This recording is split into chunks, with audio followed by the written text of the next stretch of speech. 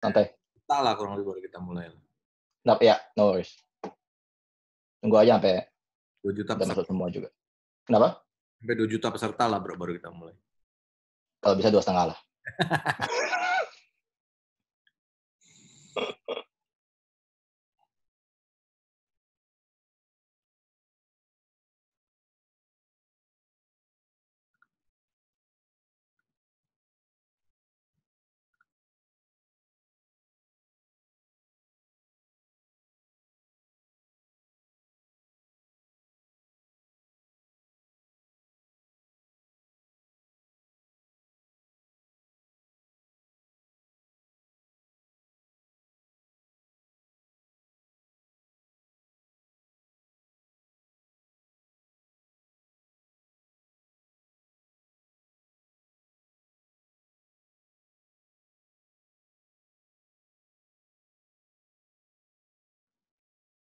Yuk bro, kita mulai aja. Gua buka dulu sebentar ya. Selamat malam teman-teman. Ini adalah satu bagian dari seri JIC Talks. Hari ini kita akan membawa narasumber yang sangat-sangat brilian dan sangat-sangat berbobot. Insight-nya sangat kita harapkan, kita tunggu untuk kita cermati. Thank you. Namanya Mr. Laurentius Teiseran. Beliau adalah senior banks analyst di CGS CIMB. Ya, untuk mempersingkat waktu, silahkan Pak Lau. Saya udah kenal lama nih sama beliau nih, jadi agak lebih santai lah ngomongnya sama beliau nih. Emang orangnya asik banget sih. gua mau jaga image dulu lah ya kalau di sini. Ya, tapi anyway, thanks. Makasih ya, Arfan udah kasih kesempatannya. Selamat malam ke semua peserta. Mungkin again an introduction for myself. Nama saya Laurentius, panggilannya Lau. Kurang lebih udah sekitar 5-6 tahun di capital market dan memang sebagai equity analyst, dan memang sejauh ini coverage-nya fokus di banking.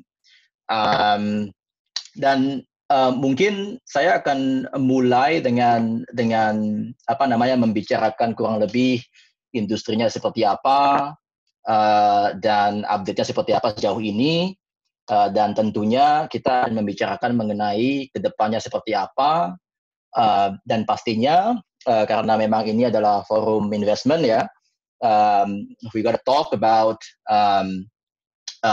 apa yang harus kita lakukan sebagai investor gitu, atau apa yang harus kita lakukan sebagai orang yang baru memulai invest atau mungkin gitu ya. Jadi saya harap nanti kalau ada pertanyaan gitu ya pasti akan kita cover, dan saya harap diskusinya juga bisa mungkin two ways nanti. Tentunya Pak Arfan juga pasti akan moderasi ini. Jadi mungkin pertama mau bahas mengenai mengenai ekonomi kita ya. Saya yakin dari teman-teman yang partisipan sudah pastinya aware gitu ya, dan sudah tahu kurang lebih seperti apa. Tetapi ada baiknya saya show chart ini. Jadi sebenarnya ini adalah perekonomian kita, sangat penting karena memang banks itu tidak bisa lepas dari ekonomi dan mengerti kondisi perekonomian. Setelah AFC atau Asian Financial Crisis di tahun 98, tahun 2020 adalah tahun pertama di mana Indonesia itu ekonomi kontraksi atau pertumbuhannya negatif begitu. Dan itulah kenapa Bapak Ibu bisa lihat di chart ini yang adalah chart dari nominal dan real GDP di Indonesia. Itu kalau lihat dari tahun 2001 itu tidak pernah satu kali pun itu kontraksi. Tetapi mulai di kuartal kedua 2020 dan juga di kuartal ketiga 2020 yang angkanya baru keluar tadi pagi, ekonomi kita terjun ke zona negatif. Tentunya ini adalah sesuatu yang ya kurang lebih mengkhawatirkan, dan tentunya pasti berdampak pada bisnis-bisnis apalagi bank. Itulah kenapa saya buka dengan ini dulu gitu. Dan chart berikutnya yang ingin saya sampaikan di sini adalah bahwa salah satu faktor paling utama, jadi kalau kita ngomong bank paling gampang adalah yang pertama itu loan growth-nya kayak apa, atau pertumbuhan kreditnya kayak apa. Karena itu sangat sensitif terhadap profit dari sebuah bank. Bukan hanya Indonesia, di mana saja gitu. Jadi pertumbuhan kredit atau kredit itu adalah menjadi salah satu bisnis utama dari bank, ya. Ada banyak bisnis lainnya, tetapi kredit itu masih, ya, memang itulah tujuan adanya bank gitu ya. Nah, kalau kita lihat chart yang di sebelah kiri atas, ini saya juga mau coba-coba gambar-gambar gitu ya di sini. Jadi semoga teman-teman bisa lihat arrow-nya. Jadi kalau kita lihat di chart yang ini, ya, tanda panah merah, itu adalah nominal GDP Indonesia dan pertumbuhan kredit di negara Indonesia, kredit perbankan di Indonesia. Dan kita bisa lihat bahwa hubungannya sangat positif sekali. Dan tentunya dengan nominal GDP yang turun, tidak bisa kredit itu bertumbuh dengan kuat gitu. Jadi kalau kita lihat pertumbuhan kredit di Indonesia ini di tahun-tahun yang baik, contohnya misalnya di sini nih yang saya gambarin 2010 sampai 2014, itu kita bisa tumbuh 25% secara year on year gitu ya. Namun untuk tahun ini pertumbuhannya sudah mulai melemah. Jadi kalau kita lihat arrow yang saya gambar di sini, trennya itu sudah lemah sejak 2018 sebenarnya ya. Tetapi adanya COVID-19 ini memperparah situasinya sehingga pertumbuhan kredit kita itu udah menyentuh angka 0%. Dan beberapa bank sudah tentunya negatif. Dan kalau kita lihat pertumbuhan kredit dari sisi tipe kredit, jadi kredit itu ada tipenya macam-macam, ada kredit buat bisnis, ada investasi, ada buat konsumsi seperti kartu kredit, KPR dan lain-lainnya. Itu Bapak Ibu bisa lihat di chart yang sebelah kanan ya di sini.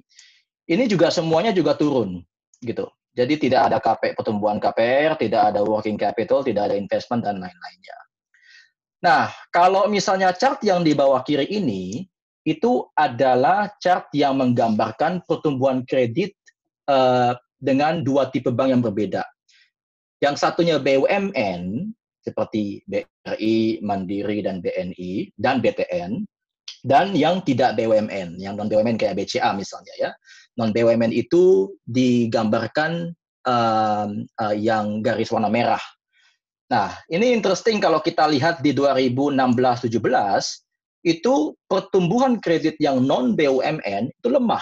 Ya, kalau Bapak Ibu ingat, itu adalah masa-masa di mana permintaan dari China sangat lemah, habis itu ada commodity demand juga, commodity price juga turun, dan ada berbagai masalah kualitas aset, gitu ya. Itu pinjaman-pinjaman dari bank yang non-BUMN seperti Penin Bank, BCA dan lain-lainnya lemah. Tapi interestingly BUMN lah yang menopang perekonomian di tahun tersebut. Nah, jelas kalau kita lihat di tahun ini itu bukan hanya bank yang non-BUMN, tapi bahkan bank BUMN-nya pun juga tidak bisa tumbuh untuk menopang perekonomian. Nah, jadi yang sebelah kanan ini, bawah kanan ini itu adalah per sektor ya. Kalau misalnya Bapak Ibu tertarik dengan melihat sektornya gimana sih kalau kita lihat hotel, manufaktur, construction, itu lihat aja chart yang bawah kanan ini. Itu semuanya turun ya. Jadi kalau kita lihat hotel yang secara 5 tahun rata-rata itu tumbuh 7%, artinya pinjaman ke perhotelan tumbuh 7%, tahun ini negatif 4%. Ini angka per September ya, angka per latest gitu. Agustus, Septembernya belum keluar. Lalu manufacturing, agrikultur, konstruksi, nah itu semuanya turun. Nah, yang interesting kalau Bapak Ibu lihat di sebelah kanan ini, jadi di sebelah kanan garis merah ini, itu adalah pinjaman buat consumption. Dan mungkin kita semua lebih familiar dengan pinjaman consumption ya, KPR, KKB, kartu kredit, dan lain-lainnya. Kalau kita lihat vehicles contohnya, ini adalah KKB, pinjaman untuk kepemilikan mobil dan kendaraan lainnya. Itu turun 15%. Besar sekali penurunannya. Dan untuk shop house, untuk ruko, ya, ruko itu turun 8%. Jadi tentunya jangan heran kalau dari sisi pinjamannya turun, tentunya penjualan pun juga turun, ya. dengan tanpa pinjaman kita bisa beli mobil yang harganya misalnya 50-60 juta gitu. Tapi kalau ada pinjaman mendadak bisa beli yang 300 juta gitu. Jadi kredit itu sangat penting sekali bagi siklus perekonomian di segi apapun gitu. Nah, mungkin saya mau lanjut lagi berikutnya. Kalau kita lihat LDR ya. Nah, ini interesting karena satu hal yang sebenarnya positif dari kejadian 2020 itu adalah interestingly, walaupun pertumbuhan kredit kita itu lemah, pertumbuhan depositonya tidak lemah.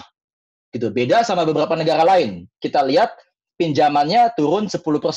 Depositonya juga turun 10% gitu. Jadi ya sebenarnya dari sisi money creation juga lemah, dari sisi kredit lemah ya udah wajar. Indonesia tidak seperti itu. Jadi kalau kita lihat chart ini adalah chart yang menunjukkan pertumbuhan kredit yang warna merah, pertumbuhan deposito yang warna hitam, dan loan to deposit ratio yang warna biru muda.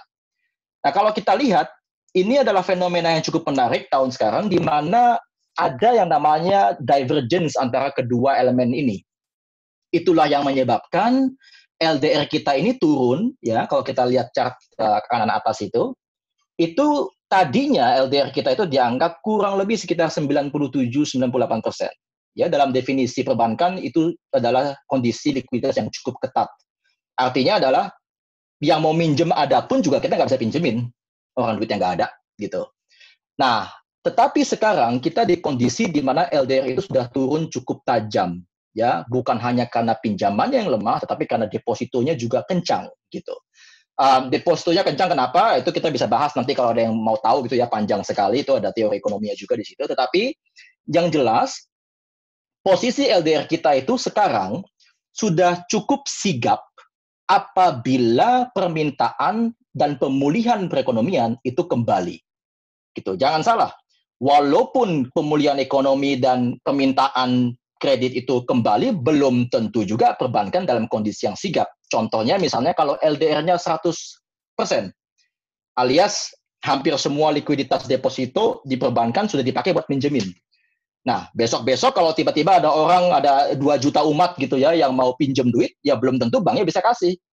Karena LDR-nya sudah mentok gitu. Nah, sekarang kita di posisi yang sangat unik di mana LDR-nya ini rendah begitu. Sehingga kalau memang kita punya outlook yang positif buat perbankan di Indonesia dan buat perekonomian, kita percaya bahwa ke depannya ekonomi akan kembali pulih dan permintaan kredit akan maju, bank akan memiliki positioning yang sangat strategik untuk untuk menyediakan pinjaman di masa-masa yang akan datang gitu. Tapi nanti kita discuss mengenai outlook-nya seperti apa. Tapi anyway, salah satu hal positif untuk tahun ini adalah bahwa LDR kita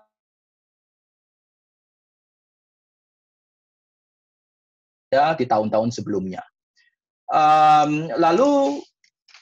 Nah, ini tentunya tadi kita udah ngomongin mengenai apa yang sudah terjadi, dampaknya COVID seperti apa, jelas bahwa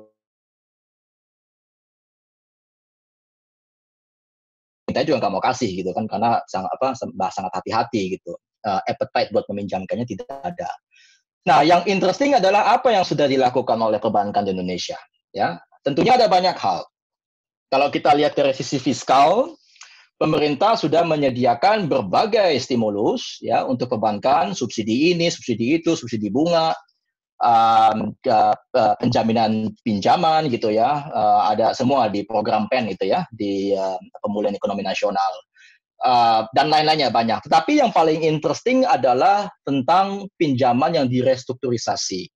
Saya rasa teman-teman semua tahu apa itu loan restructuring, tetapi belum yang nggak tahu. Untuk yang nggak tahu, pinjaman yang direstrukturisasi itu adalah pinjaman yang kurang lebih kontraknya diubah sedikit gitu. Yang tadinya Bapak tenornya 5 tahun dibikin 10 tahun supaya cicilan bulanannya lebih gampang. Yang tadinya bunganya 10% dibikin 7% untuk 3 tahun ke depan gitu, tidak apa-apa gitu ya kan. Atau bahkan lebih ekstrim lagi kalau misalnya sekarang di masa-masa pandemi ini restrukturisasinya sampai se-ekstrim pokoknya Anda nggak usah bayar sampai 6 bulan ke depan. Nah, itu juga ada tuh begitu. Nah, intinya adalah apa? restrukturisasi inilah yang akhirnya solusi sigap gitu ya, atau solusi dini yang diambil oleh perbankan dan tentunya atas izin otoritas seperti halnya OJK dalam hal ini, itu untuk dilaksanakan. Sehingga kalau kita lihat chart di sini, ini adalah total pinjaman restrukturisasi dibagi dengan total pinjaman. Artinya berapa persen dari total pinjaman di negara ini. Kalau ini saya pakai proxy aggregate banks yang saya cover gitu ya, yang listed. Ya mungkin itu nggak penting, tapi intinya adalah kurang lebih sekarang angka pinjaman yang direstrukturisasi di negara ini kurang lebih itu ada di angka sekitar 19%-an, hampir 20% gitu ya.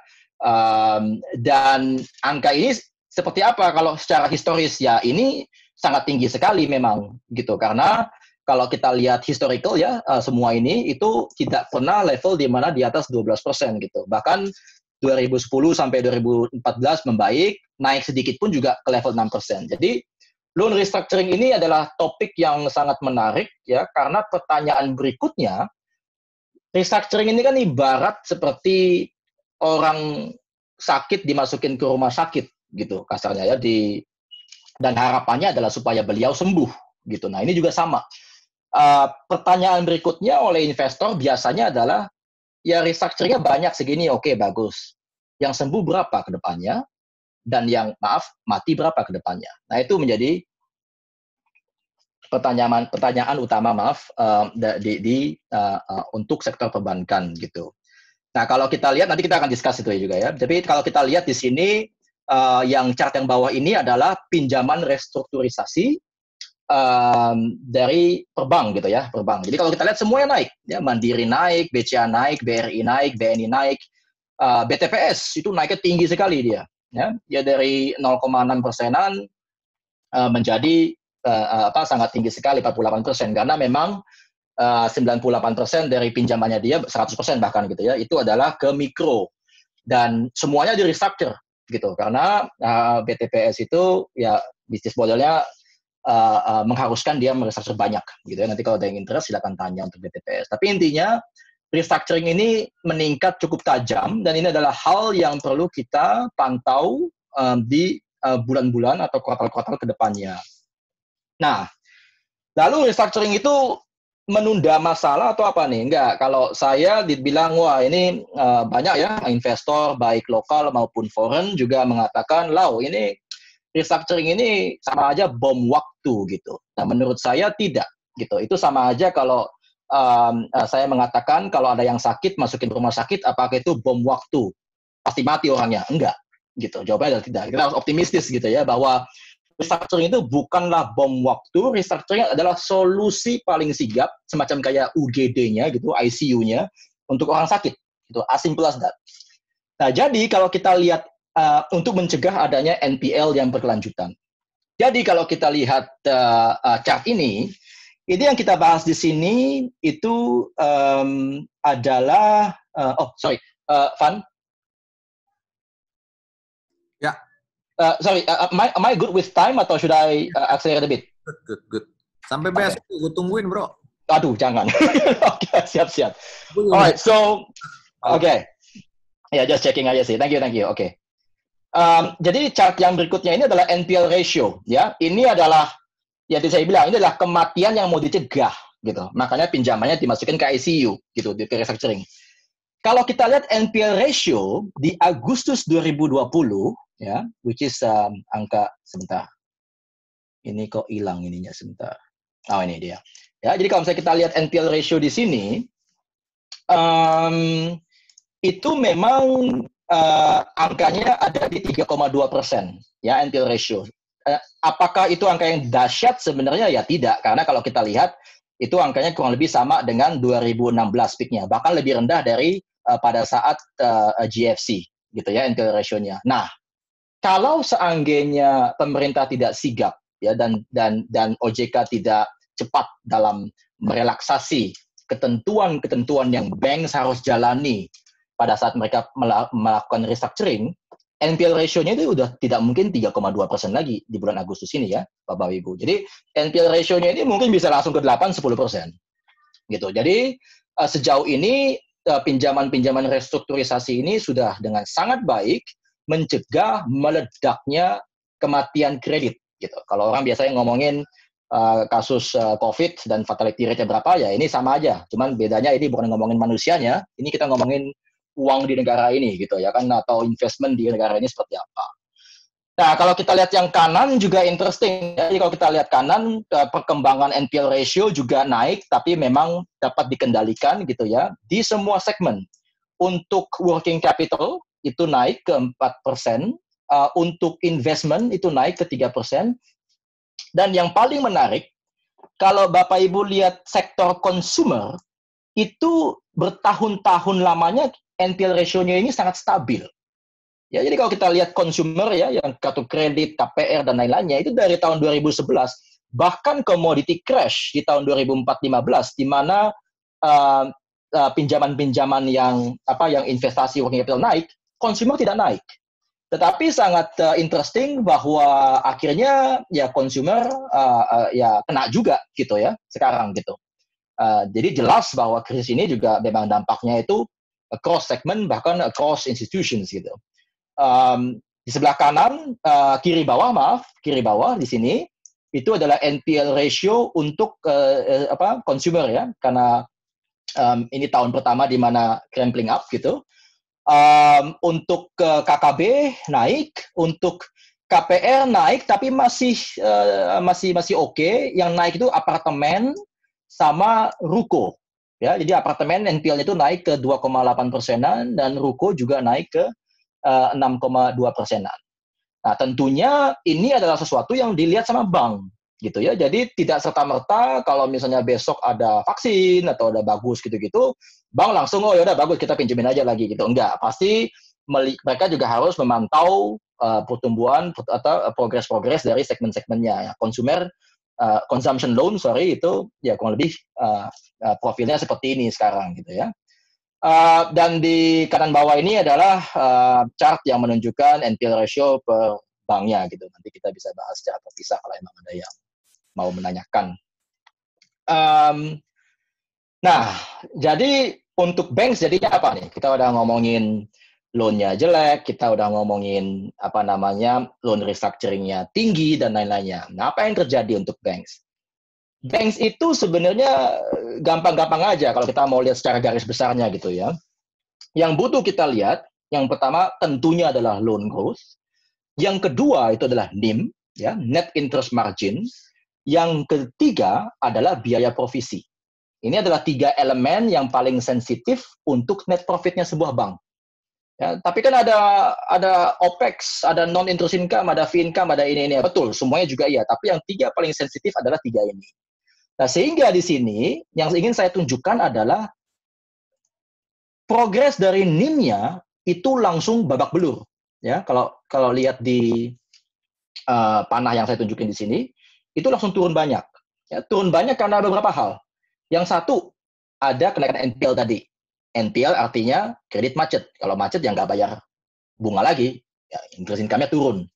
Yang kedua, cukup besar porsi dari pinjaman yang direstrukturisasi itu dalam bentuk penundaan pembayaran, gitu.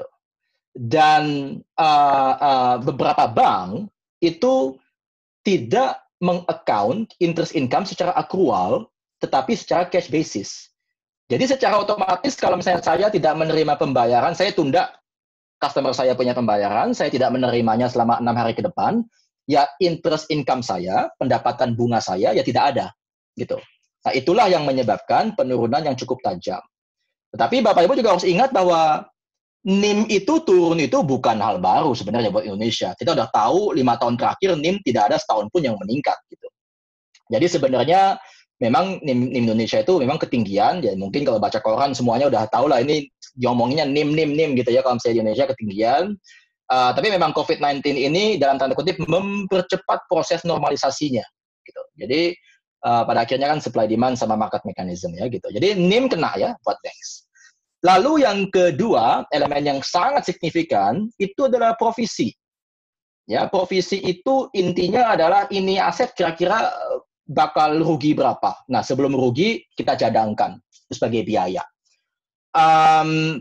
Provisi di kuartal di 2Q 2020 itu naik cukup tajam. Ya, jadi bukan cukup tajam, ya, sangat tajam gitu ya.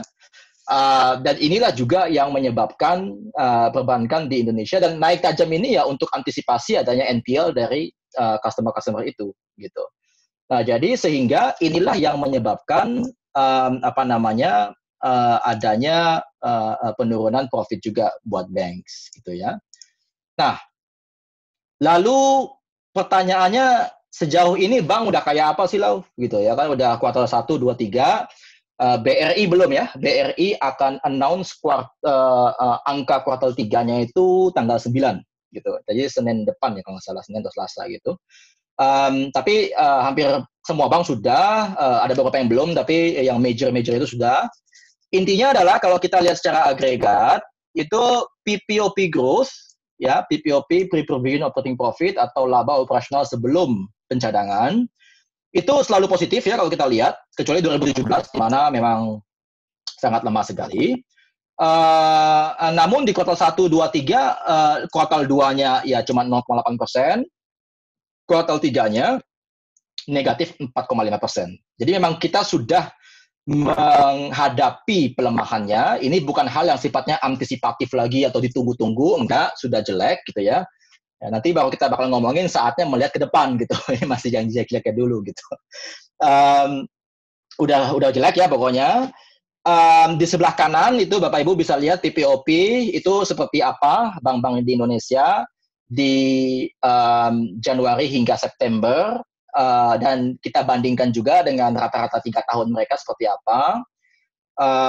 Nah, di bawahnya itu adalah net profit gitu ya. Jadi yang ini atas itu adalah pertumbuhan PPOP secara agregat ini ya, secara industri gitu. Yang kanan, yang bawahnya ini adalah pertumbuhan net profit. Jadi tentunya kalau PPOP-nya sudah lemah, ditambah lagi provisinya harus tinggi sekali, tidak bisa dipungkiri bahwa net profit juga pasti akan jelek sekali. Gitu ya. Jadi kita angka kuartal 1, kuartal 2, dan kuartal 3 gitu ya, untuk perbankan Indonesia. Lalu yang paling penting juga tentunya kita sebagai equity investor gitu ya, itu adalah pastinya return on equity gitu ya, return on the equity that we're putting out gitu intinya. Nah, equity ROE-nya juga tentunya kena imbasnya juga gitu ya, turun dari yang 20% dari 2010 sampai 2015 itu turun levelnya ke sekitar 14-13%, dan sekarang kita kemungkinan akan berhenti di angka 10 atau mungkin bahkan di bawah 10% gitu. Dan ROE ini adalah sesuatu yang sangat dilihat oleh investor, tentunya investor luar gitu ya. Mereka sangat peduli dengan ROE karena itu adalah dasar untuk menentukan berapa valuasinya. Ya, jadi bukan kira-kira bakal berapa gitu, enggak. Pasti ROE-nya segini, cost of equity negara segini, adjustment, premium atau discount, itulah valuasi yang fair gitu untuk bank tersebut. Sehingga yang digunakan untuk memutuskan apakah kita beli atau kita jual. Dan menjadi penting karena bank adalah proxy IHSG dan proxy bagi investor luar untuk menentukan pembelian perbankan Indonesia. Jadi ROE dan trennya juga sangat penting gitu. Oke, jadi mungkin berikutnya yang terakhir itu adalah lalu ya sekarang gimana gitu ya kan, what should we do about it? Tentunya yang saya selalu katakan itu adalah di waktu-waktu yang jelek atau di waktu-waktu yang kurang fortunate seperti tahun ini, opportunity itu ada gitu ya. Tentunya kita nggak usah bahas artinya justru kalau mau agresif on investing atau find good opportunity itu adalah di kondisi-kondisi yang seperti ini.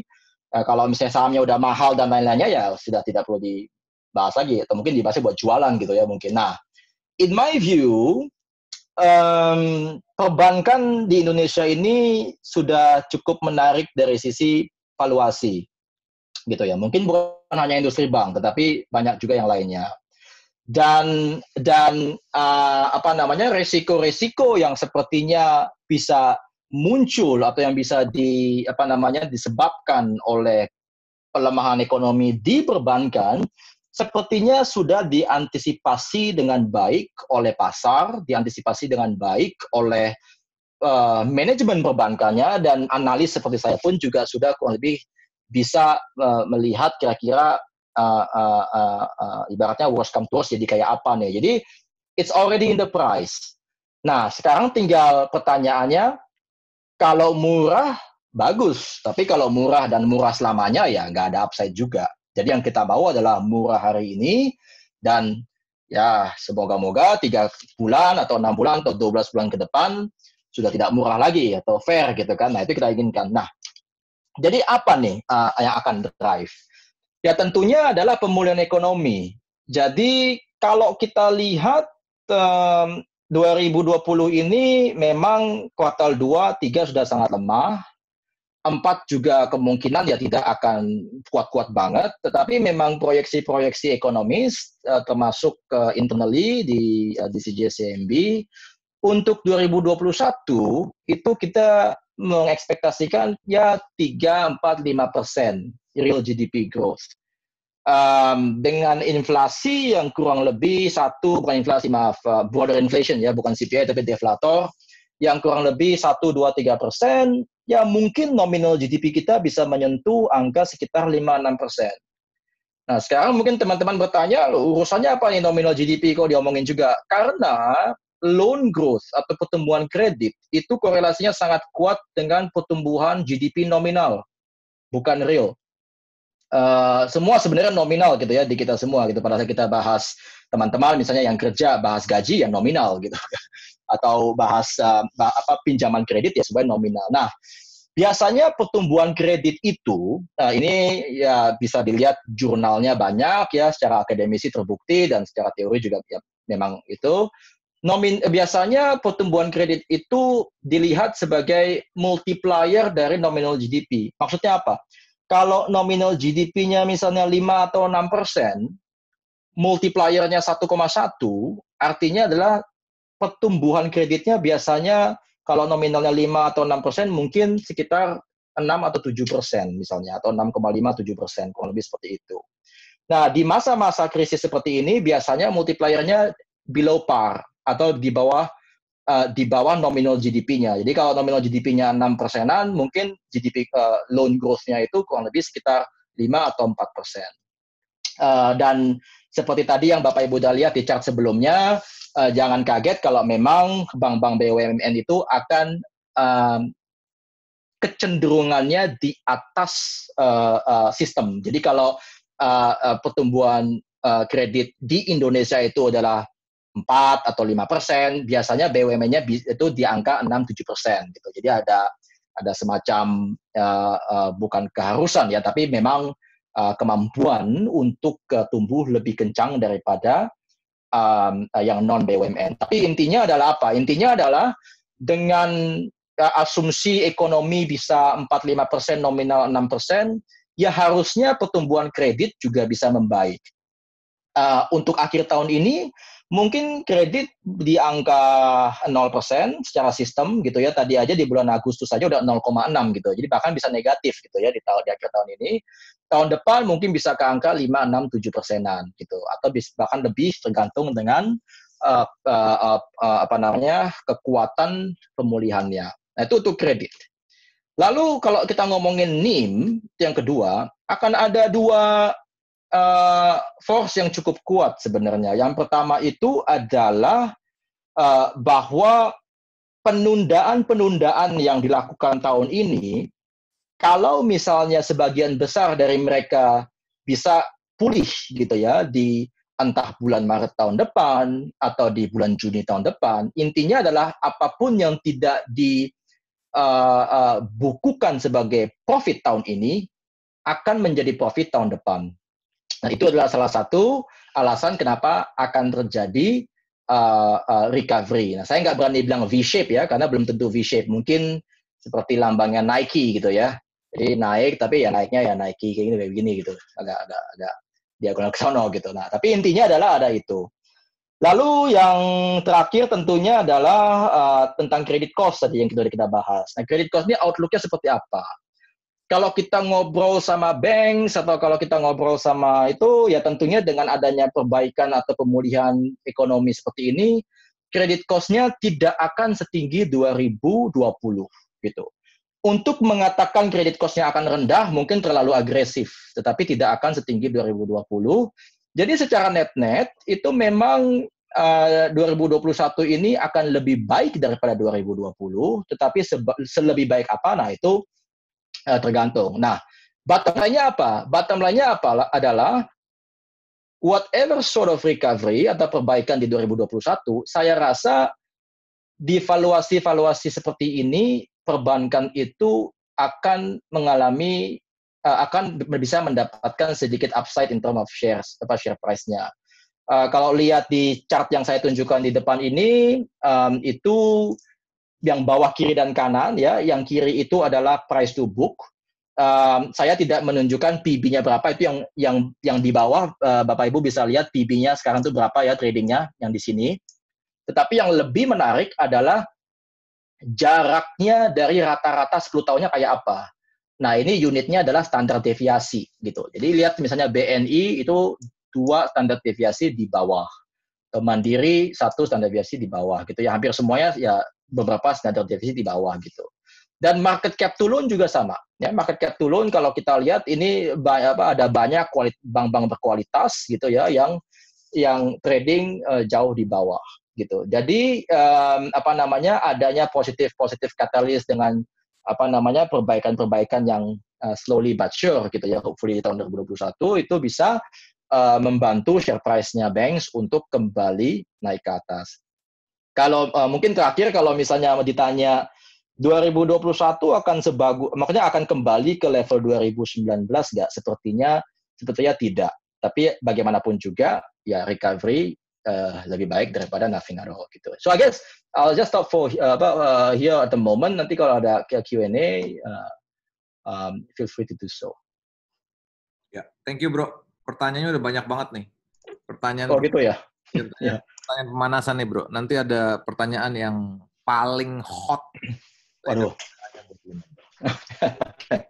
Pertanyaan perdana nih bro. Prospek BRI, BTPS ke depan bagaimana? Apalagi sektor UMKM masih terdampak pandemi. Adakah secerca harapan untuk perbaikan kinerja ke depannya? Singkat padat. Oke. Prospeknya adalah, ya intinya adalah begini. Segmen mikro sepertinya adalah segmen yang sangat diproteksi oleh pemerintah.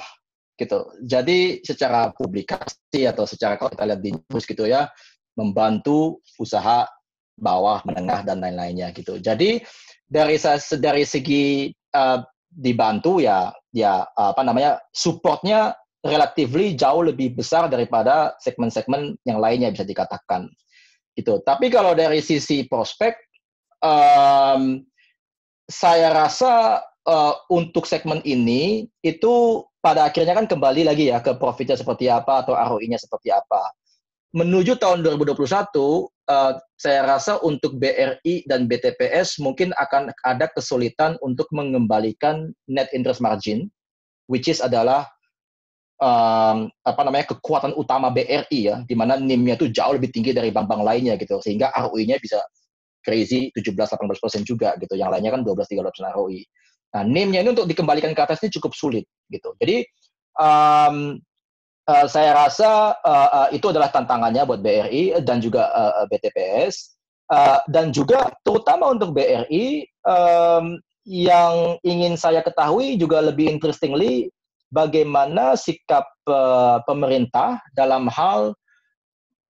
mengupayakan ekonomi Indonesia ini bisa tumbuh dan dalam tanda kutip menggunakan BRI sebagai BUMN sebagai sumber pertumbuhan tersebut gitu. Dalam artian kalau misalnya terlalu agresif ya itu bisa compromise NIM-nya BRI juga dan lain-lainnya. Jadi kalau menurut saya valuasi kedua bank ini tentunya pada akhirnya kembali ke valuasi. Kalau prospeknya begitu-begitu, tapi kalau valuasinya sangat murah ya no brainer. Tapi kalau Bapak Ibu lihat di sini saya tunjukin ya kedua banknya. Ini BRI dan BTPS buat price to book.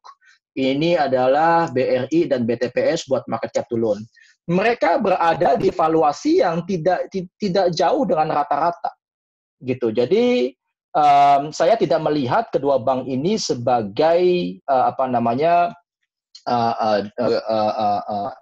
bank yang bisa memberikan upside yang besar bagi saya, gitu sih. Jadi dua-duanya masih boleh beli nih, Bro. Menyambut 2021 ya. There are better options kalau menurut gua. Oke. Such as BTN buat small bank daripada BTPS, atau Mandiri BNI. Mandiri BNI ya. Instead of BRI. BNI itu kitchen sinking-nya sampai kapan ya? Q4 masih kitchen sinking, Bro?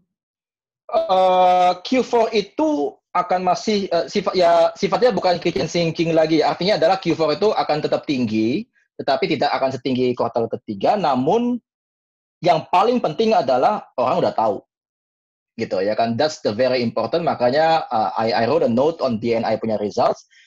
Judulnya adalah kuartal 3 2020.2 a clearing event. Artinya sebelum itu terjadi semua orang bertanya-tanya bakal kitchen sinking nggak? Ya harus hati-hati kitchen sinking apapun itulah gitu. Tapi sekarang sudah jelas guidance-nya dinaikin, kitchen sinking-nya sudah ya kurang lebih tidak perlu dipertanyakan lagi karena memang sudah terjadi gitu. Dan kuartal keempat ya sudah diketahui gitu. Jadi itu yang paling penting. Ya. Sekelumit ini Bro, bahas sedikit tentang BTN, sedikit aja. Sebabnya kita juga minggu depan mau ngundang Paniksen nih buat di forum kita nih. Rabu depan, pas minggu depan, jam 7. Ya, jadi BTN itu kalau kita lihat ya, mungkin saya bisa balik ke sini. Ini yang kanan bawah ini adalah net profit, ya, net profitnya banks, 3-year CAGR. Tapi yang penting coba lihat di yang bar yang biru muda, gitu. Nah, biru muda itu adalah net profit pertumbuhan year on year di 9 month 20. BTN satu-satunya yang positif, satu-satunya yang 40% year on year gitu. Jadi tapi kalau kita lihat 3 tahun rata-rata BTN ke belakang itu negatif 57% gitu. Jadi sudah banyak dalam tanda kutip pembersihan gitu ya, atau basically entah istilahnya beres-beres atau apa gitu di tahun-tahun sebelumnya, sehingga lebih mudah buat BTN untuk menunjukkan profit di tahun-tahun selanjutnya. Even di masa pandemi seperti 2020 ini, BTN bisa membukukan 40% year on year. Gitu. Sehingga secara headline, sepertinya positif buat BTN. Pak Hala, CEO yang baru ditunjuk akhir 2019, maaf, itu I think strateginya he knows kelemahan utama BTN, which is cost of fund dan lain-lainnya. Kita nggak akan bahas lebih lanjut terlalu detail, tapi intinya he knows what the problems are. Menurut saya strategi-strategi yang sudah paparkan oleh manajemen make sense, doable. Sayangnya memang ada COVID-19, jadi mungkin agak tertunda. Tapi kedepannya I like BTN. Terutama dengan valuasinya ya kalau mungkin 1,3, 1,4 mungkin saya juga nggak begitu antusias mengenai BTN gitu ya, tapi valuasinya masih below book, jadi secara harga juga not that expensive gitu. Kalau bank daerah gimana Bro? BJTM dan BJBR? Iya, kalau BJBR ya keduanya saya nggak cover, jadi just to clarify, tetapi I do follow them. Sebenarnya kalau dilihat-lihat bank daerah itu somewhat cukup relatif lebih resilient daripada bank-bank lainnya, karena memang bisnis terutama bukan terutama sih ya, dua-duanya BJTM gitu ya juga salah satunya. Nah, alasannya adalah memang kebanyakan bisnis mereka itu adalah untuk payroll loans gitu ya. Payroll loans itu adalah PNS yang punya gaji dibayar melalui Bank Jatim dan ya dikasih pinjaman, dan pembayaran pinjaman tersebut melalui pemotongan gaji tiap bulannya. Jadi ya cukup relatif lebih aman gitu kan. Maksudnya kalau kita harus bandingin pinjaman seperti itu dibandingin sama pinjaman ke perusahaan manufaktur yang bahan bakunya impor, jualannya ekspor. Nah, gitu udah. Impor ekspornya juga lagi mandek nih sekarang. Jadi resikoan yang mana? Ya sudah pasti resikoan yang perusahaan manufaktur ini gitu. Jadi bisa saya katakan sebenarnya buat kedua bank Jatim, Bank Jabar ini memang mereka relatively safer in that context gitu. Secara valuasi Bank Jabar mungkin saya nggak bisa komen banyak karena saya nggak ikutin secara detail, tapi Bank Jatim would be an interesting one. 0, it's a below book, ROE-nya cukup tinggi, double digit still. Cuman memang bank kecil yang memang mungkin belum banyak didengar atau belum banyak diikuti, tapi Bank Jatim looks interesting juga, Van. Pertanyaannya yang berikut menarik nih, Bro. Mana yang lebih menarik growth-nya untuk recovery post-COVID? Emiten multi-finance atau emiten banking? That's a good question. Kalau menurut saya, in term of growth adalah multi-finance. Gitu. Sebenarnya di kepala saya sebelum banking atau multi-finance, di kepala saya kok rasa-rasanya consumer centric itu lebih cepat ya. Laggingnya bukan yang lainnya bakal 3 tahun kemudian, enggak. Cuman kalau hitungin misalnya besok ada vaksin dan membaik dan lain-lainnya, yang akan terjadi adalah mungkin orang yang awal tahun ini nggak pede beli mobil akan beli mobil, orang yang nggak pede ke mall dan gesek kartu kredit akan besok juga akan gesek kartu kredit gitu. Tetapi yang baru pecat 50 orang, nggak akan rehire 50 orang, yang baru tutup cabang 3 nggak akan buka cabang 3 lagi gitu.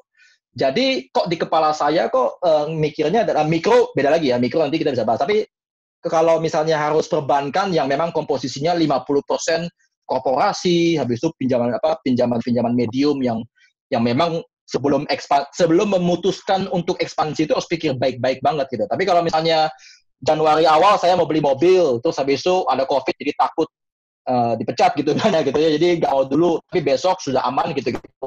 Keputusan untuk kembali membeli mobil atau motor ya mungkin lebih cepat. Saya rasa multi-finance. Gua rasa multi-finance, Bang. Ya. Terus ada yang nanya soal digital banking nih, Bro. Sekarang banyak digital banking yang muncul, kebanyakan yang bank buku kecil masuk ke P2P business.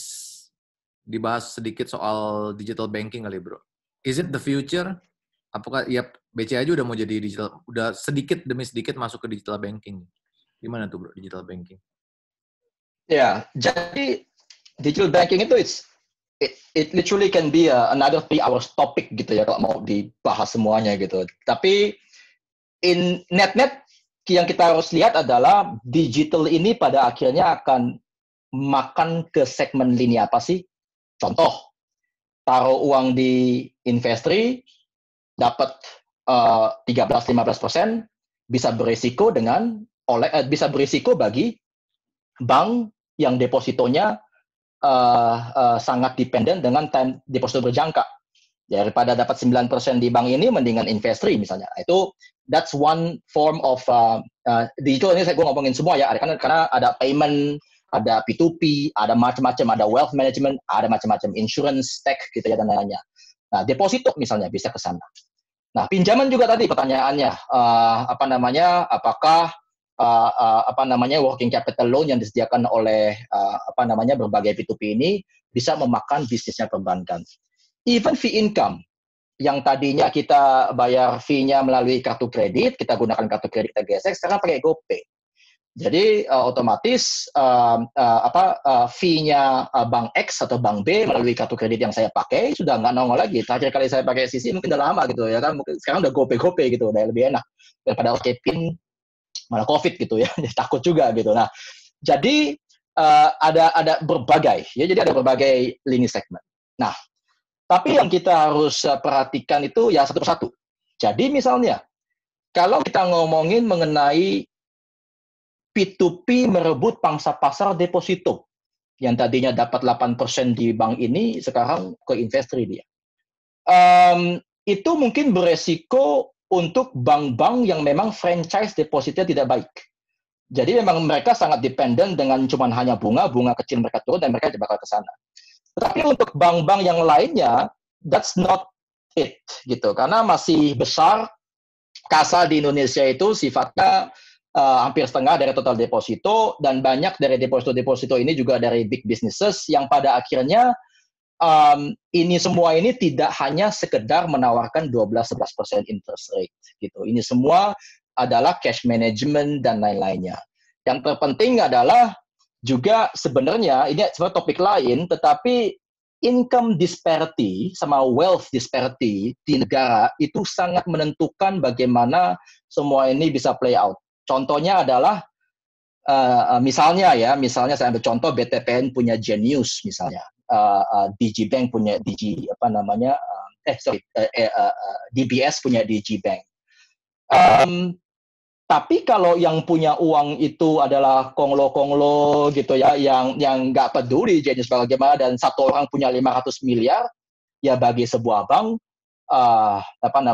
itu nggak begitu ngaruh karena tidak akan ada orang yang punya tabungan misalnya 30 atau 50 M gitu ya di bank BCA pindah ke sana simply karena sana ada Geniusnya gitu. Itu bukan prioritas mereka gitu. Jadi memang it's a different thing. Nah, jadi dari sisi deposito it's too early gitu. It's too early. Eventually milenial kita mungkin Bapak Ibu yang milenial kita semua gitu ya, pada saat nanti kita adalah driver of the economy, driver of the monetary system di Indonesia ini, yang mungkin kita bisa berpikir gitu, wah lebih enak di punya duit di entah Genius yang adalah bawah BTPN atau di tempat-tempat lainnya atau di investor dimanapun itu.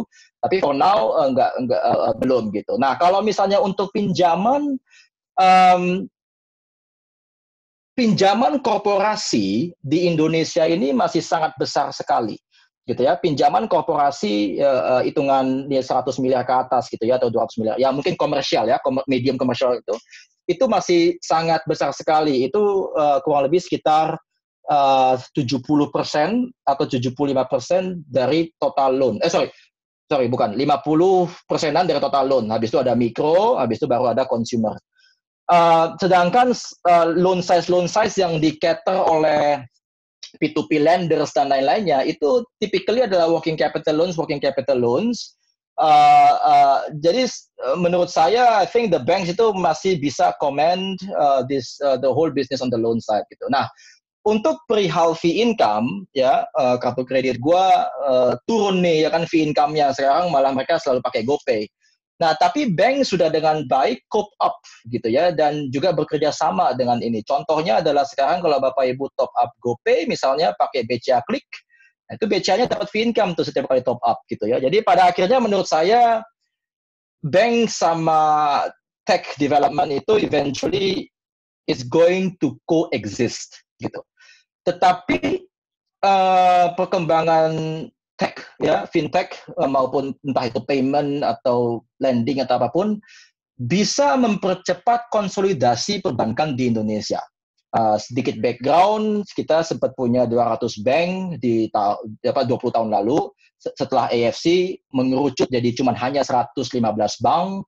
Sekarang pelan-pelan juga sudah konsolidasi. Nah, tech ini saya rasa tidak semua bank bisa akan cope up dengan itu. Bank-bank kecil akan banyak yang bisnisnya digrogotin pelan-pelan gitu. Jadi kalau untuk bank-bank yang besar yang tadi kita bahas, yang listed itu harusnya aman. Pertanyaan berikut langsung dua nih sekaligus nih bro. Yang pertama itu prospek BCA dengan kontribusi fee based income tinggi akan seperti apa? Kedua, valuasi PBV BNI masih di bawah 1, apakah masih menarik? Sorry Van, I lost you about 20 seconds ago. Yang pertama, prospek BCA dengan kontribusi fee based income yang tinggi akan seperti apa ke depannya? Yang kedua, PBV BNI di bawah 1, apakah masih menarik? Oke. BCA. BCA itu historically udah proven ya, a good bank, go to bank kalau misalnya mau save dan lain-lainnya. Apakah kedepannya akan sama? Gue percaya akan sama, gitu. Jadi kalau dilihat BCA adalah satu-satunya private bank yang bisa dihitung secara big, ya, comparable to the SOE Bank. Jadi kalau ada just konteks saja, beberapa investor luar itu ada yang punya kekhawatiran bahwa bank BUMN kedepannya ini akan dalam tanda kutip dimanfaatkan, digunakan atau apapun itu ya, didorong oleh pemerintah dalam melakukan kepentingan negara gitu, which is adalah concern yang valid-valid aja. Nah, if that's the concern, dan apabila kekhawatiran itu meningkat, satu-satunya bank yang bisa dimiliki di Indonesia yang size-nya seperti bank BUMN adalah BCA. Sehingga mungkin BCA bisa mendapatkan premium yang lebih dan lebih gitu. Pada saat ada 5 bank, ya harganya segitu-gitu aja. Tapi kalau pilihannya tinggal satu, ya scarcity value pada akhirnya kan. BCA dari elemen kekhawatiran national service, just safe.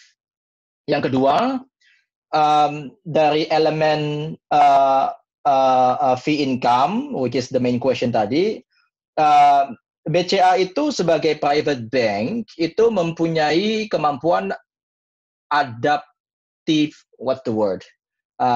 adaptability gitu intinya ya. Jadi bisa kemampuan buat beradaptasi dengan lingkungan, termasuk berkembangannya fintech itu cukup tinggi gitu ya.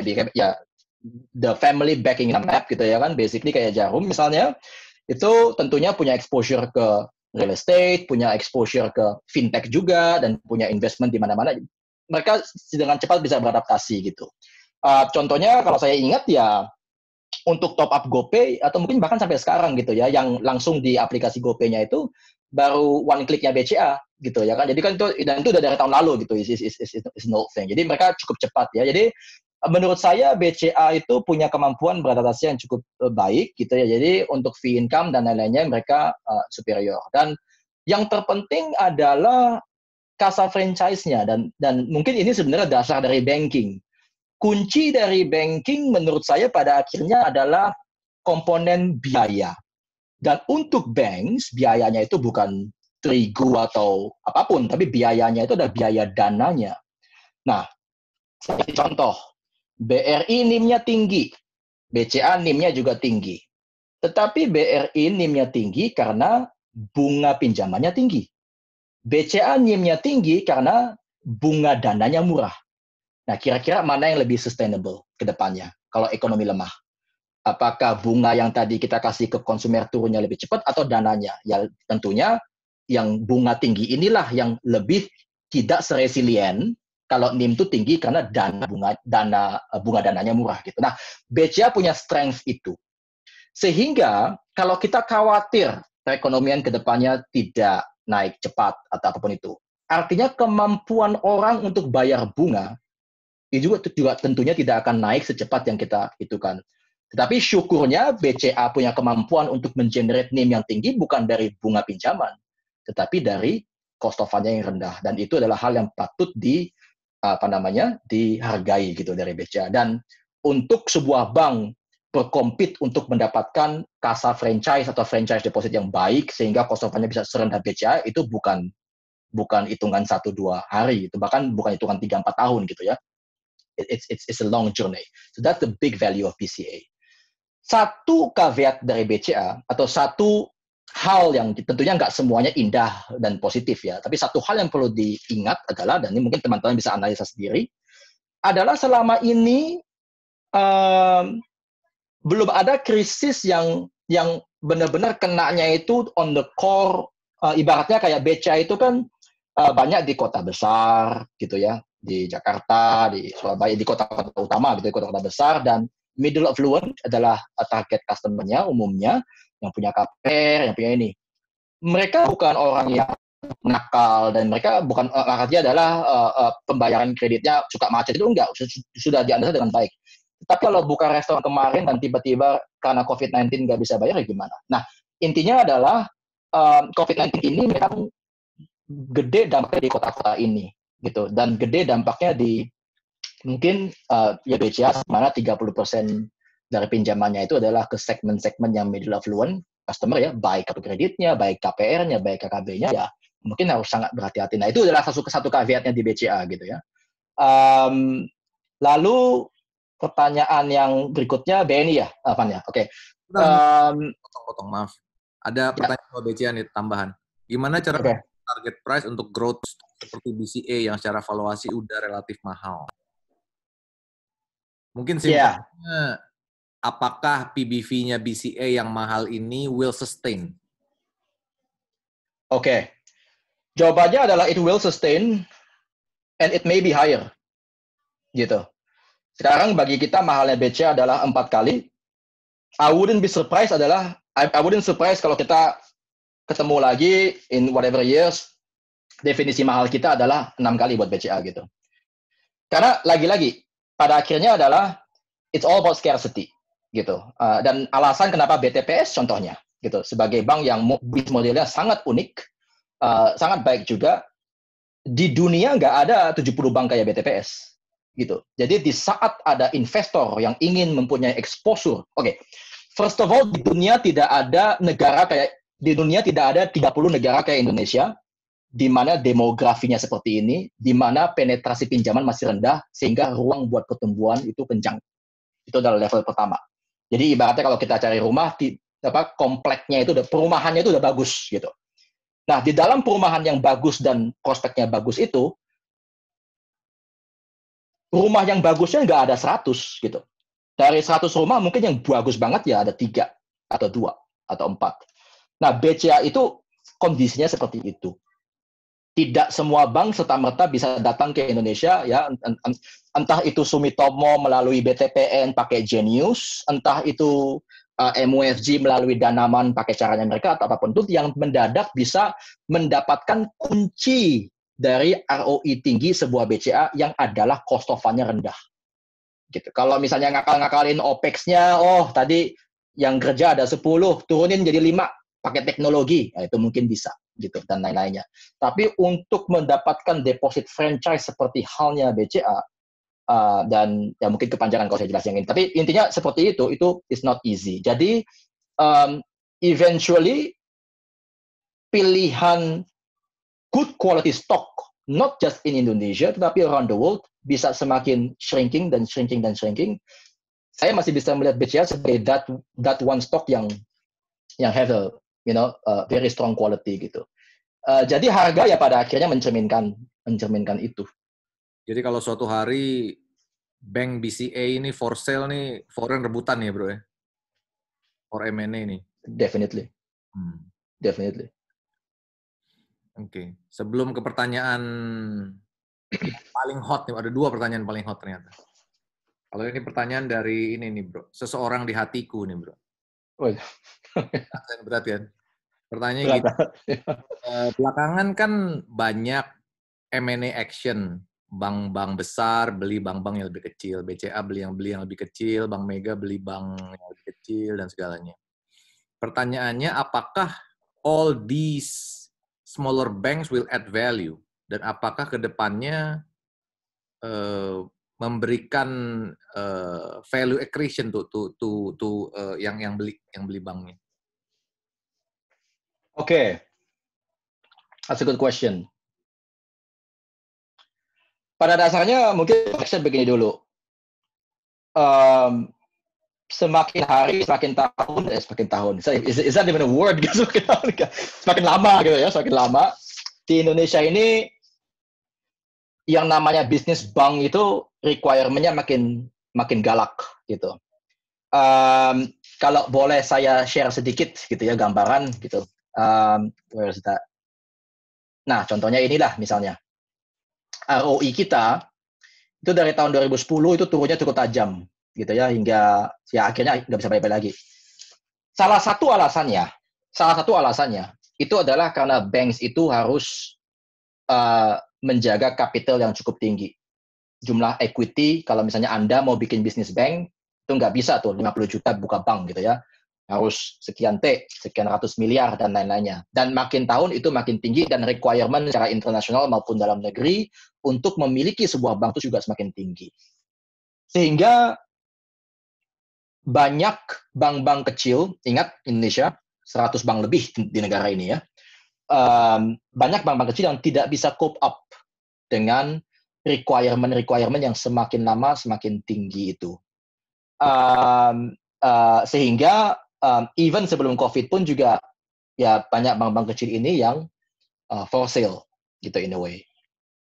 Itu adalah dari sisi push faktornya, alias apa yang mendorong harusnya terjadi consolidation. Itu ada. Dari sisi pembeli, ada juga. Consolidation adalah sesuatu dan sebuah spirit yang sangat diinginkan terjadi oleh OJK, gitu ya, oleh authorities in general, gitu, bahwa punya 115 bank itu just too many dan harus kecil, sehingga sedikit dorongan ya atau sedikit encouragement gitu untuk banks terutama yang besar-besar melakukan aksi korporasi atau acquire itu juga ada gitu. Nah itu artinya adalah gini, artinya adalah apakah serta-merta misalnya ada bank A beli bank B itu karena bank A itu melihat bank B ini sangat bagus sekali dan lain-lainnya, belum tentu gitu. Mungkin ada juga ada elemen di mana oh ya udahlah, memang harus beli juga gitu. Salah satu hal yang paling jelas misalnya OJK kalau tiap kali ada bank-bank asing gitu, kalau saya mau beli bank di Indonesia, syaratnya satu, lo beli 2 bank, jadiin satu. Nah, itu salah satu bentuk di mana OJK itu pengen bank itu semakin kecil gitu ya. Ya, MUFG mau tambahin kepemilikan di Bank Danamon, parayangannya harus dimasukin gitu. BBL juga ya juga sama gitu ya dan lain-lainnya gitu. Jadi itu ada syaratnya. Intinya adalah di satu sisi secara economically speaking and business speaking itu ada dorongan buat banks ini untuk dalam tanda kutip jual dirinya. Karena semakin hari semakin ditambah lagi ya itu tadi ya, jadi pertanyaan mengenai fintech, ditambah lagi deposito gua nih pada pergi semua nih ke investor atau gini-gini, ini bank-bank kecil-kecil nih ya kan, dan mereka pressure gitu. Dan pemiliknya tidak punya uang tambahan buat injek kapital ke sana. Nah, sehingga ya mereka mau nggak mau. Di lain sisi ada juga kurang lebih dorongan. Nah, jadi memang M&A adalah sesuatu yang bisa kita expect ke depannya. Apakah bank-bank kecil ini serta-merta akan memberikan value? Tergantung sih. It really is case by case. Pada akhirnya, bagi saya, the value that is going to be brought by bank yang baru kita beli, itu bukan bank itu apa adanya, tetapi kita sebagai pembeli, ngapain di bank itu, gitu. Umumnya, sekarang kalau misalnya sebuah BCA mau beli bank, nggak ada banyak bank di luar sana yang ROI-nya bisa 30%, 20%, sehingga pas beli langsung value accretive. Have to say nggak ada, mereka nggak banyak gitu ya. Atau misalnya mau beli 5 bank gitu. Oh, yang ini 25% ROI, yang itu 15%, yang itu dia bilang nggak banyak yang seperti itu. Kebanyakan kalau beli bank ya sayangnya adalah karena alasannya bank-bank ini lagi struggling gitu. Jadi yang penting adalah bagaimana si acquirer itu bisa memanage banknya. Contoh, Bank Mandiri beli Bank Bali waktu itu ya, yang sekarang jadi what is it called? General Insurance dia lah pokoknya si Mandiri. Di awal beli ya memang susah gitu, tapi eventually sekarang that entity itu udah it's a good ROE company gitu buat Mandiri. Tapi memang butuh waktu gitu. So it's not about the bank they acquire, it's about how the acquirer manage bank tersebut. Gitu. Tergantung tujuannya aja bro ya. Tergantung tujuannya seperti apa. Ini 2 pertanyaan yang paling hot nih bro. Pertanyaan hot yang pertama ini tentang tadi juga hot bro. Dan ini BBKP. Gimana tuh prospeknya bro BBKP? BBKP gue nggak ngikutin secara detail, gue nggak cover. Tetapi memang ya kemarin ada masalah gitu ya, ada masalah. Kalau yang punya duit di Bukopin juga ya as ekstrim as mau tarik duit aja nggak bisa juga gitu ya. Jadi ada masalah di kepemilikan, di penambahan kapital dan lain-lainnya. Tetapi ya sejauh ini per my very limited understanding, semuanya udah beres. What is the bank Kukmin ya, itu udah masuk dan lain-lainnya. Untuk prospek dan sebagainya sih I cannot comment much ya, it's beyond my capacity, Van. Oke. Pertanyaan berikutnya yang paling hot nih bro. BRIS gimana BRIS? Kalau untuk BRIS, value yang di-appraise oleh orang yang paling pantas untuk meng-appraise BRIS sudah ada, di mana appraisal value-nya adalah terutama buat minority gitu ya, kalau misalnya memang dibutuhkan adalah di angka 780 per share. Kalau ditanya mengenai value dari BRIS hari ini itu di berapa gitu ya, itu adalah angka yang bisa I look upon gitu, ada di prospektusnya juga. Kalau misalnya pertanyaannya lebih mengenai how is the prospectus, the commentaries, bagaimana dampaknya ke para shareholder-nya, which is Mandiri, BNI, dan BRI, yang gue lihatnya adalah BRIS ini adalah sesuatu yang diambil oleh keputusan yang diambil oleh pemerintah atau dalam hal ini Ministry of SOE untuk mencapai efisiensi. Menurut banyak komentar mengatakan bahwa tidak membutuhkan 3 bank BUMN syariah gitu ya yang secara terpisah. Jadi that's the reason. Ini juga adalah sebuah implied message bahwa consolidation is the way to go, bahwa efisiensi itu bisa dicapai dengan consolidation, dan sepertinya spiritnya berlanjut. BRIS ini akan menjadi entitas di mana, and by the way, whenever I say BRIS, gue bermaksud adalah entitas yang baru ya, karena ini kan sebenarnya backdoor listing, tanda kutip gitu ya kan, asetnya Mandiri sama BNI Syariah dimasukin ke BRIS gitu. Tapi poinnya adalah BRIS ini kedepannya, kalau based on my very short analysis, lagi-lagi ya, it's beyond my capacity to judge, I don't cover the stock, clarify. Tetapi kalau based on my performa, BRIS ini ROI-nya akan kurang lebih sekitar 10 sampai 11%. Sehingga kalau secara tanpa informasi tambahan, sebagai analis yang awam mengenai stoknya, kalau ROI 10-11% dan harus cost of equity sekitar ya kurang lebih sama, ya price to book-nya fair-nya kurang lebih ya di angka 1 kali atau 1 kali atas dikit gitu ya, kalau saya mau ngomongin long term-nya gitu. Kalau dari sisi dampaknya ke bank-bank sebagai pemiliknya, tentunya harusnya ya Mandiri sebagai shareholder utama itulah yang akan mengkonsolidasi angka-angkanya BRIS ke depannya.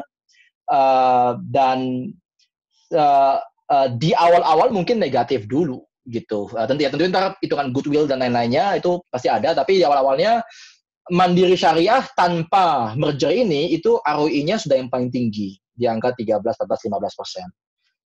Itulah yang dikonsolidasikan oleh Bank Mandiri. Tetapi dengan adanya BRIS, ROI-nya kan adalah di angka 10-11%. Jadi it's technically a lower sort of ROI institution. BNI sama BRI harusnya tidak begitu berdampak ya, dan mereka juga nggak akan consolidate angkanya si BRIS ini ke depannya juga anyway gitu. Jadi kalau lebih seperti itu sih Van gitu. Kalau mau tanya fair value-nya seperti apa nih gitu ya, tentunya appraisal mereka sudah cukup lebih pandai dan lebih bisa gitu ya, angka 780. Kalau message dari pemerintah itu ya itu mengenai efisiensi dan lain-lainnya. Tadi ada pertanyaan yang ketinggalan tuh bro soal BNI. Tadi kepotong kita ngobrol BCA tuh.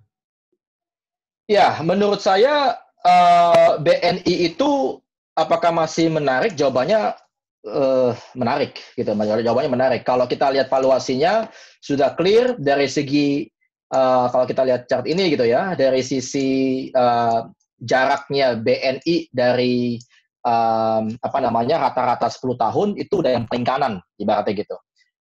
Kalau kita mau tambahin BNGA, Penin Bank, apapun itulah bank yang saya nggak cover gitu, ya BNI juga masih paling kanan.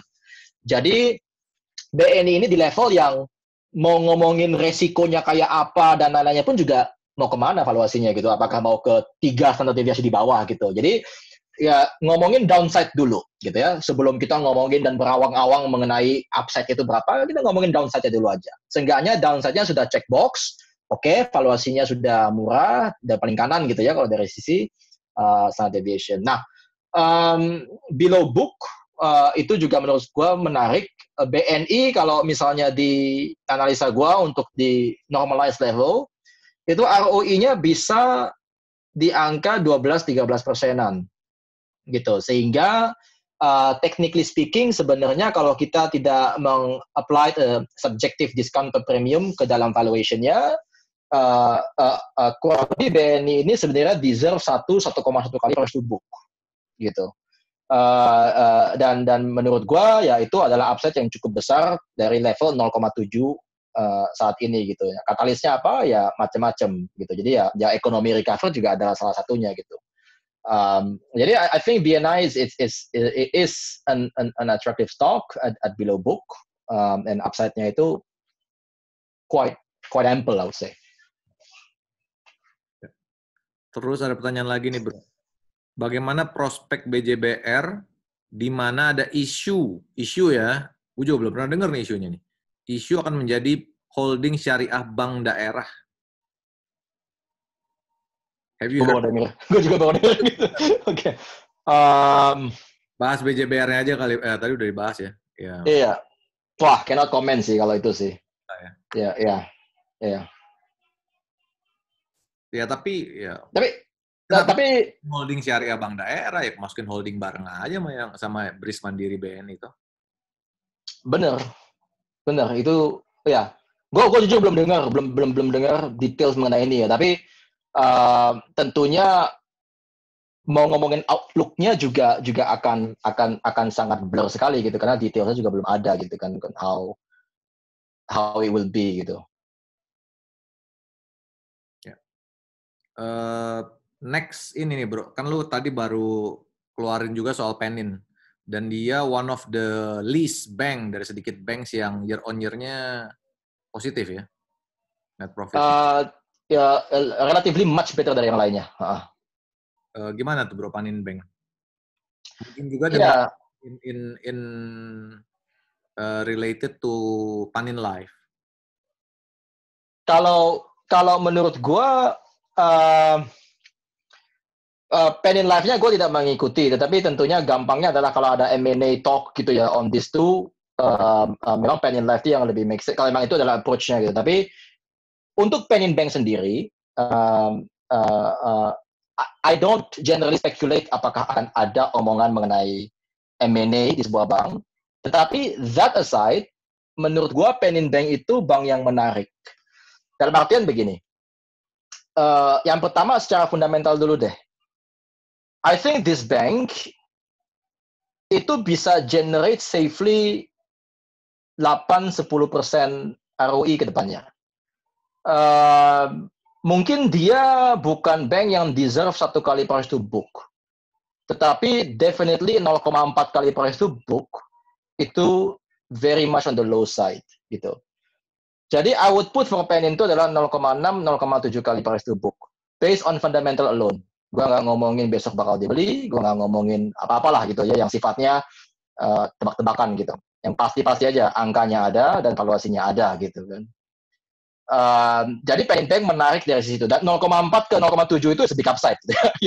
Jadi jangan dianggap itu ya cuman berapa gitu, enggak. It's a big upside. Ke 0,8 aja ke 2 kali gitu kan.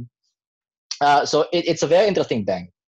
On top of that juga benar yang tadi lo bilang, Van, dia punya performance secara 9 months itu sangat kuat, relatively much better dari bank-bank yang lainnya, karena berbagai hal. Kalau gua lihat penurunan NIM-nya Penin itu yang paling rendah dari bank yang lain, gitu. Yang lainnya itu turunnya itu bisa 70, 100, 150 basis point. Penin Januari September NIM dibandingkan dengan 2019 itu turunnya hanya 20 basis point. Credit cost-nya yang lain naik 100-200 basis point, Penin naik 50-60 basis point. On top of that, treasury team-nya juga melakukan a very good job. Di kuartal ketiga mereka merealisasikan pendapatan dari penjualan bonds dan itu sangat menopang profitnya. Jadi di environment di mana Penin bisa diposisikan sebagai among the top performer di bank di Indonesia, rasa-rasanya kalau 0,4 kali price to book itu memang tidak fair gitu buat bank ini. Secara ROI juga yang paling resilient sejauh ini gitu ya dengan adanya COVID. Jadi terlepas dari M&A talk yang adalah sangat melekat gitu ya dengan Penin kalau kita ngomongin Penin Bank, Penin Life, terlepas dari itu secara fundamental memang murah gitu menurut saya gitu ya. Nah sekarang mengenai M&A talk, saya dengar apa enggak ya? Saya nggak dengar apa-apa.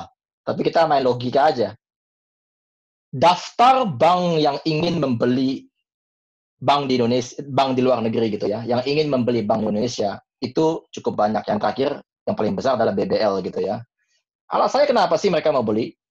Ya karena lagi-lagi neighborhood dengan prospek seperti Indonesia tidak sebanyak, nggak ada 30 negara di Indonesia di dunia ini yang GDP growth-nya normalize bisa 4-5% gitu. Jadi bagi mereka membeli bank di Indonesia itu dapat lisensinya, dapat izinnya gitu untuk melakukan bisnis di Indonesia. Apalagi kalau banknya bagus. Nah, Penin Bank ini adalah bank kedua terbesar secara aset setelah BCA yang private dan family owned, dimiliki oleh sebuah keluarga gitu. Kalau dari sisi private bank dia yang ketiga. BCA pertama, Bank Niaga, habis itu baru Bank Panin. Kita kalau ngomongin probabilitas kembalinya pembicaraan mengenai M&A, apakah tinggi buat Panin? Step pertama dulu, pembicaraan foreign untuk beli sesuatu di Indonesia tinggi atau enggak? Tinggi. Profil kita Indonesia masih sama menariknya. Karena memang COVID-19 tapi kedepannya tinggi. Nah, pilihannya among the banks di Indonesia, kayak contohnya BBL, kenapa pilih Permata? Kenapa enggak yang kecil-kecil banget? Karena secara size, it makes sense buat BBL membeli Permata dan mengembangkan bisnisnya. Nah, Panin Bank itu secara size, itu mungkin sekarang, kalau film itu The Last Mohican, gitu. Kalau memang ada orang yang masih pengen enjoy dan ikutan surfing di GDP penetration-nya rendah, kedepannya bisa 4-5%, and want to buy the bank di Indonesia, ya I would say Panin itu adalah among the rarest yang ada saat ini. Nah, itu adalah bonus. Gitu. Makanya tadi saya fokus ke fundamental, karena fundamentalnya sudah murah menurut saya. Kayak gitu-gitu ya bonus. Gitu. Entah terjadinya besok, entah terjadinya tahun depan, atau 3 tahun lagi, atau serah kapan itu. Gitu. Tapi, that's it. Nah, kalau memang M&A-nya itu terjadi, dan lain-lainnya, secara holding strukturnya, memang Panin Life itu lebih make sense untuk dimiliki. Gitu. Tapi kenapa dari tadi saya nggak ngomongin banyak Panin Life, karena I'm more focus on fundamental. Panin Bank-nya jauh lebih superior dan jauh lebih atraktif to me daripada Panin Life-nya saat ini. Gitu. Ini one last question nih bro.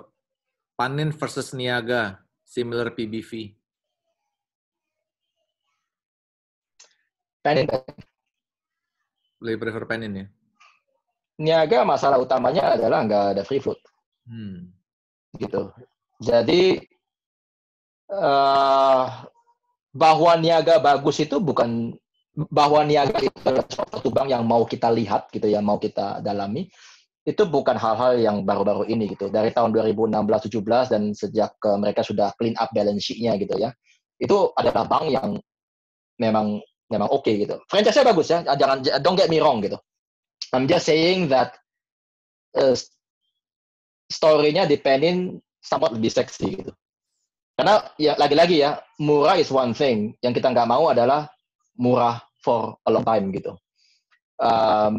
Niaga is in that range yang tidak bisa lepas dari that 0,4, 0,5, 0,6 kind of PB kan ke depannya. Gitu. Dan I guess free float adalah salah satu alasan kenapa tidak banyak dilihat, terutama oleh institusi-institusi besar gitu ya. Dan lain-lainnya. Panin is better in that sense, I would say. Okay. Dan ada M&A talk-nya juga, ada M&A talk-nya juga gitu yang probability-nya di situ gitu. I don't see that for jackpot. Ya itu jackpot tuh kalau itu beneran ya. Itu baru jackpot. Bro, ada closing statement from you? Kesimpulan, everything. Ya, kayak closing statement-nya, ya first of all, thank you for everyone gitu ya that participate. Closing statement gue adalah, I guess in this chart ya, yang gue tongolin di sini, bad times is good times gitu ya. Tinggal kiri bad times-nya buat siapa, good times-nya buat siapa. Gitu. Nah, I think it is very interesting to talk about opportunities di saat opportunities itu lagi berserakan di mana-mana nih ceritanya nih, gitu. Memang bank itu bukan sesuatu yang kita beli hari ini besok mau untung gitu ya. Dan itu memang probably other industries gitu atau other profile of stocks itu banyak di luar sana. Tapi mungkin message pertama adalah this is exactly the time, right? When everybody fear, takut dan lain-lainnya, we have to be put our head into the water a little bit gitu. Dan as long as kita percaya dengan tesis kita, I wouldn't buy something karena teman saya yang bilang atau karena itunya. You need to know what you're doing, you need to understand what you're doing gitu, dan benar-benar harus sangat tahu sekali gitu what we do. Once we know that, namanya saham nggak ada yang ke kanan ke kiri atau pasti naik turun gitu. Tapi once you know what's the true value of that bank atau of that stock gitu, you can sleep well gitu kan, tetap aja gitu. So yeah, happy investing and stay safe. Ya, thank you banget Pak Lau untuk sharingnya, very good, very constructive. Thank you.